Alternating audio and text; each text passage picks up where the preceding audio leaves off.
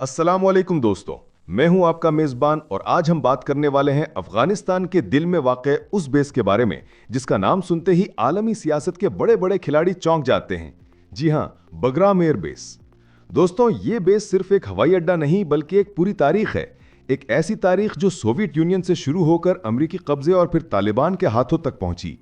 आज मैं आपको ना सिर्फ इस बेस की कहानी सुनाऊंगा बल्कि यह भी बताऊंगा कि अगर अमेरिका इस पर दोबारा काबिज होता है तो पाकिस्तान, चीन, ईरान और भारत पर इसके क्या असरात होंगे। तो वीडियो के आखिर तक मेरे साथ रहिएगा क्योंकि यह मौजू ना सिर्फ अहम है बल्कि हमारे खित्ते के मुस्तकबिल से जुड़ा हुआ है। सबसे पहले जरा माजी की तरफ चलते हैं। बगराम एयर बेस अफगानिस्तान के सूबे परवान में वाक़ है, काबुल से तकरीबन 70 किलोमीटर के फासले पर। सोवियत यूनियन के ज़माने में यह एक बड़ा फौजी अड्डा था, लेकिन इसकी असल आलमी शोहरत 2001 में अमेरिका के हमले के बाद बनी। अमेरिका और नेटो अफवाज ने इसे अपने सबसे बड़े और महफूज बेस के तौर पर इस्तेमाल किया। यहाँ पर 2 बड़े रनवेज, जदीद तरीन हैंगर्स, एक अस्पताल, कैद खाने, इंटेलिजेंस नेटवर्क और एक पूरा छोटा शहर बना दिया गया था।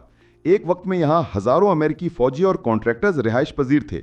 यहाँ बैठकर अमेरिका ना सिर्फ अफगानिस्तान के पहाड़ी इलाकों बल्कि पाकिस्तान के कबायली इलाकों, ईरान की सरहद, चीन के करीब वाक़ वखान कॉरिडोर और वस्ती एशिया तक अपनी निगरानी रखता था।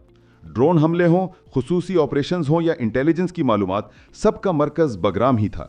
यही वजह है कि जब 2021 में अमेरिका ने अचानक ये बेस खाली किया तो पूरी दुनिया हैरान रह गई।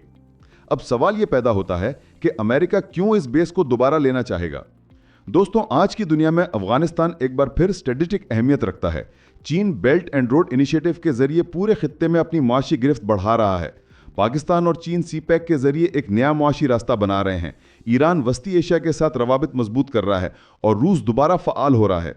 ऐसे में अमेरिका अगर बगराम जैसा बेस हासिल कर ले तो वो इन सब मंसूबों को करीब से मॉनिटर कर सकता है। इसके अलावा दहशतगर्द ग्रोहों के दोबारा सर उठाने का भी खतरा है, जिसका बहाना बनाकर अमेरिका अपनी वापसी को जायज़ साबित कर सकता है। चलिए अब जरा इसके असरात पर बात करते हैं। सबसे पहले पाकिस्तान। अगर अमेरिका दोबारा बगराम बेस संभाल लेता है तो पाकिस्तान पर बराह रास्त दबाव बढ़ेगा।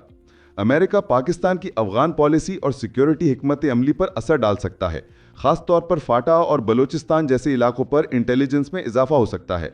पाकिस्तान के लिए ये एक चैलेंज होगा कि एक तरफ चीन के साथ ताल्लुकात और सीपैक को आगे बढ़ाए और दूसरी तरफ अमेरिका के स्ट्रेटेजिक दबाव को भी बर्दाश्त करे। अब बात करते हैं चीन की। चीन के लिए बगराम एयरबेस अमेरिका का एक निगरान टावर होगा। ये बेल्ट एंड रोड और सीपैक जैसे मंसूबों की सिक्योरिटी पर असर डाल सकता है। चीन का वखान कॉरिडोर अफगानिस्तान के साथ जुड़ा है और अगर अमेरिका वहां मौजूद हो तो चीन के इस खित्ते में मंसूबे खतरे में आ सकते हैं।